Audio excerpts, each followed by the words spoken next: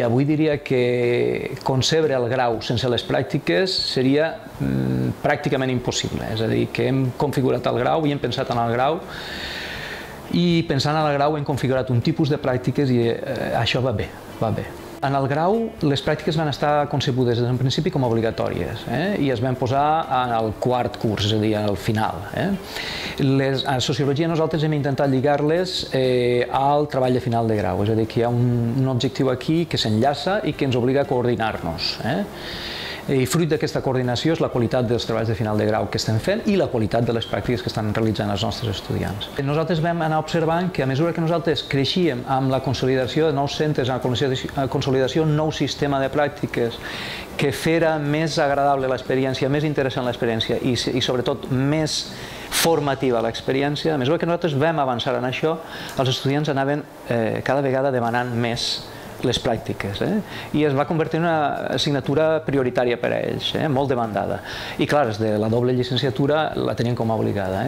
Aquesta experiència ens va servir per començar el grau amb una bona dosi de coneixements com per a dir com anem a orientar-ho tot això, i després hem rebut moltíssima ajuda per part de l'ADIT, molta ajuda a l'hora de localitzar centres, de moure's pel món de l'empresa, etc. Consensuar un bon programa formatiu que els permeta poder volcar les seves il·lusions o projeccions com a professionals de la sociologia o professionals de les ciències socials, prioritàries que entren en un entorn de treball, que sàpiguen adequar-se i amollar-se a diferents estratègies d'equip o a diferents estratègies d'organització de les institucions, complir un horari, saber acceptar compromisos. Tot això és importantíssim, que forma part de la cultura del treball.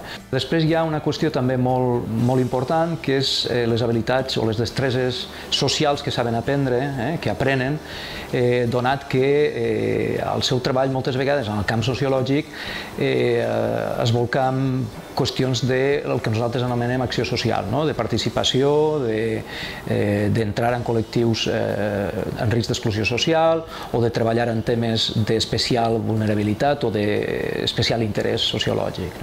Per tant, estarien les empreses, ja et dic que el nínxol més important pot ser l'estudi de mercat, però hi ha altres nínxols també importants, no només este. Després estan les ONGs. En les ONGs participen principalment en temes d'acció, però també participen en temes de programació. Programació d'activitats o programació d'accions socials, avaluació de programes que s'han fet. Després hi ha els instituts d'investigació, són de la universitat, altres vegades d'altres universitats, altres vegades són instituts d'investigació privats o semiprivats, i ahir els estudiants, el gran nínxol, el nínxol més interessant que troben, diria jo, que és el de participar en programes d'investigació.